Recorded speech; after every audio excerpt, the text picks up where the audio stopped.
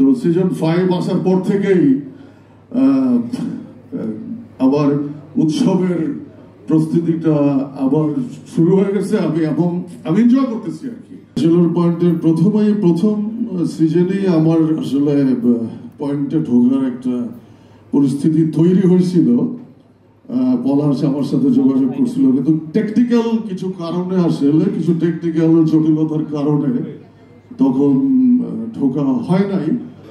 কিন্তু যেহেতু একবার প্রসেস হয়ে গেছে, আমি 2 নম্বর সিজন থেকে ব্যাচেলর পয়েন্টে আসি। তো সেকেন্ড সিজন থেকে ব্যাচেলর পয়েন্টে ঢোকার সময় থেকেই ব্যাচেলর পয়েন্ট আমার কাছে একটা উৎসবের মতো এবং ব্যাচেলর পয়েন্টের প্রত্যেকটা ধরেন শুটিং ডে হোক, তারপরে অন্যান্য যে কোনো রকম কমিউনিকেশন হোক, তো আমি একটু অসামাজিক টাইপের মানুষ, পজিটিভলি অসামাজিক।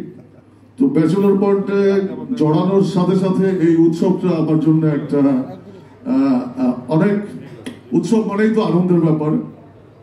তো আমার বয়স কমাই দিছে, আমার 52+ চলে, কিন্তু আমি সবসময় 18-25 এইসবের মধ্যেই থাকি। তো প্রায় 2-2.5 বছর এই উৎসবটা মিস করতেছিলাম।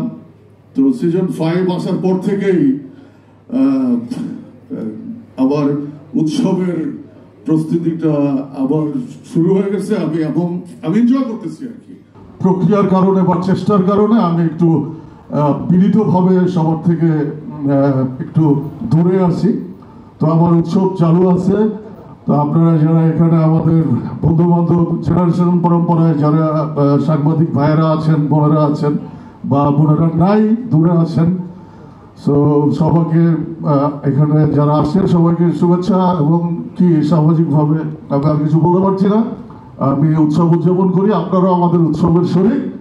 তো ধন্যবাদ সবাইকে।